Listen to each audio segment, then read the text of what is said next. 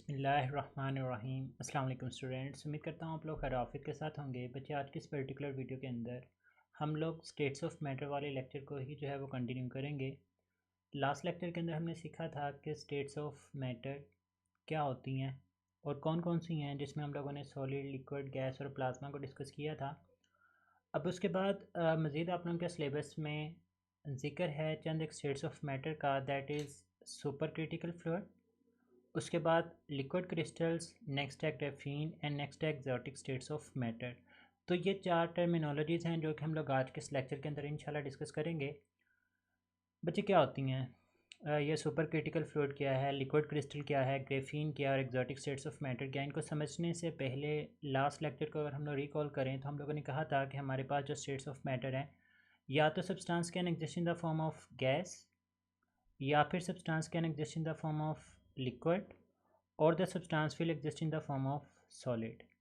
Solid जैसे हम लोग बर्फ़ की मिसाल ले लेते हैं, लिक्विड जैसे हम लोग पानी की मिसाल ले लेते हैं, और गैस जैसे हम लोग हवा की जो है वो मिसाल ले रहे होते हैं। तो कोई भी चीज़ है वो इन्हीं तीन स्टेट्स में से किसी एक स्टेट के अंदर जो है वो एग्जिस्ट कर रही होती है। लेकिन एक कई चीज़ें ऐसी भी एग्जिस्ट कर सकती हैं जो कि गैस और लिक्विड के दरमियान मौजूद हों। मतलब वो एक ऐसी चीज़ है जिसके पास गैस की तरह की प्रॉपर्टीज़ भी मौजूद होंगी और लिक्विड की तरह की प्रॉपर्टीज़ भी मौजूद होंगी। इसी तरह से ऐसी चीज़ें भी एग्जिस्ट करती हैं जो कि ना तो प्योर लिक्विड होती हैं और ना ही वो प्योर सॉलिड होती हैं, बल्कि इन दोनों के दरमियान होती हैं। मतलब ये है कि उसकी कुछ प्रॉपर्टीज़ हैं वो लिक्विड की तरह की होंगी और कुछ प्रॉपर्टीज़ हैं वो सॉलिड की तरह की होंगी। इन्हीं चीज़ों को, इसी कॉन्सेप्ट को बेस बनाते हुए हमने आज के लेक्चर के अंदर जो दो टर्मिनोलॉजीज़ डिस्कस करनी है, एक हमारे पास है super critical fluid. Super critical fluid हम लोग देखेंगे कि ऐसी चीज़ें होती हैं जो कि इन बिटवीन होते हैं गैस एंड लिक्विड। मतलब ना तो वो प्योर गैसेस होंगी और ना ही वो प्योर लिक्विड्स होंगी, बल्कि उनकी जो प्रॉपर्टीज़ होती हैं वो इन दोनों के दरमियान कहीं ना कहीं मौजूद होती हैं। इसी तरह से आज के लेक्चर के अंदर हम लोग डिस्कस करेंगे about liquid crystals. Liquid crystals ऐसी चीज़ें हैं जो कि ना तो प्योर लिक्विड हैं और ना ही प्योर ये सॉलिड होती हैं। इनकी कुछ प्रॉपर्टीज़ लिक्विड की तरह की होंगी और कुछ प्रॉपर्टीज़ हैं वो सॉलिड्स की तरह की होंगी। तो स्टार्ट करते हैं हम लोग आज के लेक्चर को। कहते हैं कि matter also exist in the intermediate states. Intermediate states मतलब दरमियानी स्टेट, मतलब ना वो गैस है ना वो लिक्विड है ना स्टेट है। Where liquid meets the gas, वो दरमियानी स्टेट क्या है कि जहाँ पर लिक्विड जो है वो गैस के साथ मीट करेगा, या फिर liquid meets the solid, liquid जो है वो सॉलिड के साथ मीट करेगा। For example super critical fluids को डिस्कस करेंगे, उसके बाद लिक्विड क्रिस्टल्स को डिस्कस करेंगे और लास्ट पर जो है हम लोग ग्रेफीन को जो है वो डिस्कस कर रहे होंगे। हम लोग बात स्टार्ट करते हैं सुपर क्रिटिकल फ्लूइड्स को। मैंने आपको शुरू में बताया कि सुपर क्रिटिकल फ्लूइड्स क्या होते हैं। ये वो स्टेट है जो कि गैस और लिक्विड के दरमियान मौजूद होती है। मतलब सुपर क्रिटिकल फ्लूइड्स के बारे में आप लोग बोलेंगे कि ये एक ऐसी चीज़ है जिसकी प्रॉपर्टीज़ गैस की तरह की भी हैं और लिक्विड की तरह की भी हैं। ये बेसिकली होती गैसेस ही हैं। अगर आप लोग थोड़ा सा रिकॉल करें पिछले लेक्चर को, जिसमें मैंने आपको बताया था कि लिक्विड में जो पार्टिकल्स होते हैं वो एक दूसरे के नज़दीक होते हैं, जबकि गैसेस में जो पार्टिकल्स होते हैं वो एक दूसरे से दूर होते हैं। अब super critical fluid basically gases हैं जिनको आप लोगों ने कंप्रेस किया। कंप्रेस करने के ऊपर पार्टिकल्स एक दूसरे के नज़दीक आते हैं और इतना नज़दीक आते हैं कि होती वो गैस ही है, लेकिन उसका जो बिहेवियर होता है वो लिक्विड की तरह का स्टार्ट हो जाता है, क्योंकि वहाँ पर पार्टिकल्स कंप्रेस करने के ऊपर, प्रेशर अप्लाई करने के ऊपर एक दूसरे के नज़दीक आना स्टार्ट हो जाते हैं। So the supercritical fluids are the highly compressed states. बहुत ही दबाई गई या फिर बहुत ज़्यादा प्रेशर लगाई गई स्टेट होती है which show both the properties of gases and liquids. अब ये एमसीक्यूज बन सकते हैं या फिर शॉर्ट क्वेश्चन बन सकते हैं। गैस की तरह की कौन सी प्रॉपर्टी और लिक्विड की तरह की कौन सी प्रॉपर्टी? तो बच्चे, जो सुपर क्रिटिकल फ्लूइड्स होते हैं, they have the ability like gas कि दे कैन स्प्रेड एवरीवेयर। वो किसी भी जगह पर फैल सकते हैं, हर जगह पर जा सकते हैं। जबकि लिक्विड, मतलब अगर मैं यहाँ से पानी को बहाता हूँ तो पानी नीचे की तरफ ही जाएगा, लेकिन अगर मैं यहाँ से गैस रिलीज़ करता हूँ तो जो गैस है वो इस पूरे रूम के अंदर जो है वो फैल जाएगी। तो जो गैस है it has the ability to spread everywhere. तो जो सुपर क्रिटिकल फ्लूइड्स होते हैं उनके पास भी गैस की तरह की प्रॉपर्टी मौजूद होती है कि दे कैन स्प्रेड एवरीवेयर। एक तो ये चीज़ आप लोग याद रखेंगे। फिर वो आपसे पूछ सकता है कि अगर इसमें लिक्विड की तरह की प्रॉपर्टी मौजूद है तो वो क्या होगी? तो बच्चे, लिक्विड की तरह की प्रॉपर्टी ये होती है, जिस तरह से पानी चीनी को अपने अंदर हल कर सकता है, इसी तरह से जो सुपर क्रिटिकल फ्लूइड होते हैं they can also dissolve the substances in it. ये चीज़ों को अपने अंदर क्या कर सकते हैं, हल कर सकते हैं। अब इनका इस्तेमाल कहाँ पर होता है, कहता है कि केमिकल रिएक्शंस विच में not be carried out in the conventional solvents. अब हम लोग लैब्स के अंदर केमिकल रिएक्शंस करवाते हैं और केमिकल रिएक्शंस करवाने के लिए हमें सॉल्वेंट्स की ज़रूरत पड़ती है जिसके अंदर हम लोग चीज़ों को हल करते हैं। कन्वेंशनल सॉल्वेंट मतलब हम लोग पानी ले लेते हैं या अल्कोहल ले लेते हैं। कहते हैं कुछ केमिकल रिएक्शन ऐसे होते हैं जो आप लोग कन्वेंशनल सॉल्वेंट के अंदर नहीं करवा सकते, उसके लिए आप लोगों को फिर सुपर क्रिटिकल फ्लूइड्स का इस्तेमाल करना पड़ता है। और इसकी अगर वो आपसे एग्जांपल पूछता है तो इसकी एग्जांपल के अंदर जो है वो हमारे पास कार्बन डाइऑक्साइड आ जाएगा कि कार्बन डाइऑक्साइड को अगर आप लोग बहुत ज़्यादा कंप्रेस कर दें तो हाईली कंप्रेस्ड कार्बन डाइऑक्साइड जो है वो हमारे पास सुपर क्रिटिकल फ्लूइड की एग्जांपल के अंदर आ जाता है। उसके बाद हम लोग नेक्स्ट स्टेट को डिस्कस करते हैं, दैट इज़ लिक्विड क्रिस्टल। ये मैंने आपको बताया कि ये स्टेट तब एग्जिस्ट करती है जो कि लिक्विड और सॉलिड के इंटरमीडिएट होगी, मतलब इसके पास कुछ प्रॉपर्टीज़ हैं वो लिक्विड की तरह की होंगी और कुछ प्रॉपर्टीज़ हैं वो इसके पास सॉलिड की तरह की होंगी। तो liquid crystal is a state of matter whose properties are between those of conventional liquids and those of crystalline solid। अब वो आपसे पूछ सकते हैं कि भी बताएं कि इसके पास लिक्विड की तरह की कौन सी प्रॉपर्टी है और इसके पास सॉलिड की तरह की कौन सी प्रॉपर्टी है। तो बच्चे याद रखें, लिक्विड की तरह इट कैन फ्लो, ये बह सकता है। It can show the viscosity, ये गाढ़ापन शो कर सकता है। जैसे अगर हम लोग पानी और शहद की बात करें तो पानी की विस्कोसिटी कम होती है, वो आसानी के साथ फ़्लो करेगा, लेकिन शहद की विस्कोसिटी ज़्यादा, उसका गाढ़ापन ज़्यादा होता है, वो इतनी आसानी के साथ फ़्लो नहीं कर सकता। And those of crystalline solid, solid की तरह की कौन सी प्रॉपर्टी होती हैं, तो it can show the phenomena of reflection, it can show the phenomena of refraction, diffraction, ये डिफरेंट फिनोमिना जो है वो शो कर सकता है। लिक्विड क्रिस्टल्स को हम लोग कहाँ कहाँ पर यूज़ करते हैं, they are used in display devices, like हम लोग इसको कंप्यूटर मॉनिटर्स के अंदर इस्तेमाल कर सकते हैं। इनको हम लोग क्लॉक्स मस्जिदों के अंदर अक्सर लगाए जाते हैं, वॉचेस के अंदर हम लोग इसको इस्तेमाल करते हैं। सिमिलरली नेविगेशन सिस्टम, हम लोग चीज़ों को मैप्स देखने के लिए जो चीज़ें इस्तेमाल करते हैं, इसको हवाई जहाज़ के अंदर भी हम लोग इस्तेमाल कर रहे होते हैं, कार्स के अंदर भी इसका इस्तेमाल किया जाता है। तो लिक्विड क्रिस्टल्स इन तमाम चीज़ों के अंदर जो हम लोग इस्तेमाल कर रहे होते हैं। The next thing is graphene.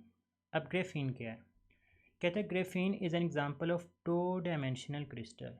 बच्चे हम लोग आगे जाकर इंशाल्लाह डिटेल के साथ पढ़ेंगे, अभी के लिए सिर्फ इतनी बात याद रखें कि जो क्रिस्टल होता है, जो सॉलिड होता है, इसकी जो शेप होती है वो 3 डायमेंशनल होती है, मतलब ये हर एक डायरेक्शन के अंदर जो है वो स्प्रेड करने की सलाहियत रखता है। अब मैंने आपके सामने यहाँ पर एक ग्रेफाइट का स्ट्रक्चर शो किया हुआ है। अगर मैं ग्रेफाइट का इन जनरल आपको स्ट्रक्चर बना कर दिखाऊँ तो कुछ इस तरह से इसका स्ट्रक्चर होता है। हेक्सागोनल, हेक्सा मतलब कह लें 6 और गोनल मतलब कॉर्नर, तो ये हमारे पास ना एक हेक्सागोनल लेयर्ड स्ट्रक्चर, मतलब 6 कॉर्नर वाली लेयर एक आपके पास आ जाती है। इसी तरह से बिल्कुल इसके नीचे आपके पास जब आप लोग ग्रेफाइट का स्ट्रक्चर ड्रा करते हैं तो ये हमारे पास जो है वो इसकी दूसरी लेयर फॉर्म हो रही है, और इसी तरह से बिल्कुल इसके नीचे जो है वो इसकी तीसरी लेयर भी जो है वो मौजूद होगी। तो जब इस तरह की बहुत सारी लेयर्स आपस में कंबाइन होती हैं, जैसे अगर आप लोग यहाँ पर देखें, ये फर्स्ट लेयर आ जाती है, ये सेकंड लेयर है, ये थर्ड है, ये फोर्थ है, तो इस तरह से आपके पास एक ग्रेफाइट का स्ट्रक्चर बन जाता है। लेकिन अगर इन तमाम लेयर्स में से आप लोग सिर्फ एक ही लेयर को कंसीडर करते हैं तो एक ही लेयर को हम लोग नाम देते हैं, this one is known as the graphene. Difference याद रखिएगा between graphene and graphite. Graphite पूरे का पूरा 3 डायमेंशनल स्ट्रक्चर होता है कार्बन एटम का, लेकिन अगर आप लोग उसमें से सिर्फ एक ही लेयर को कंसीडर करेंगे तो इसको हम लोग ग्रेफीन का नाम देंगे। वो कहता है कि a single layer of carbon atoms की सिर्फ एक layer that is arrange in a hexagonal pattern. इस तरह से हेक्सागोनल पैटर्न, ये पहली लेयर है, फिर दूसरी, इसी तरह से तीसरी, एंड सो ऑन आपके पास लेयर्स मौजूद होती हैं। अब इसकी प्रॉपर्टीज़ क्या हैं कि ग्रेफीन इज़ अ टफ, ये सख्त होता है, फ्लेक्सिबल, इसके पास लचक होती है, लाइट हल्का मटेरियल होता है, विद द हाई रेजिस्टेंस, मतलब ये इतनी आसानी के साथ जो है वो ख़राब नहीं होता, इसकी रेजिस्टेंस पावर जो है वो बहुत ज़्यादा होती है। अब लास्ट एक डेफिनेशन है आपकी बुक के अंदर, इतनी ज़्यादा डिटेल नहीं है, एग्जॉटिक स्टेट्स ऑफ मैटर, लेकिन हमने सिर्फ डेफिनेशन नहीं, इसको समझना भी है। तो कहते हैं states of matter that are not commonly encountered, जो हमें आम तौर पर नज़र नहीं आती, इनको हम लोग एग्जॉटिक स्टेट्स ऑफ मैटर का नाम देते हैं। Examples are dark matter. बच्चे डार्क मैटर क्या है, देखें डिफरेंट जितना भी आपको रोशन पार्ट नज़र आ रहा है इस डायग्राम के अंदर, ये सारे के सारे सितारे और इनके दरमियान जितनी भी ब्लैक चीज़ नज़र आ रही है सारी की सारी डार्क मैटर। डार्क इस वजह से बोला जाता है क्योंकि ये वो चीज़ें हैं जो हम लोग अपनी आम आँख से देख नहीं सकते लेकिन इसको हम लोग फील कर सकते हैं। फील कैसे करेंगे?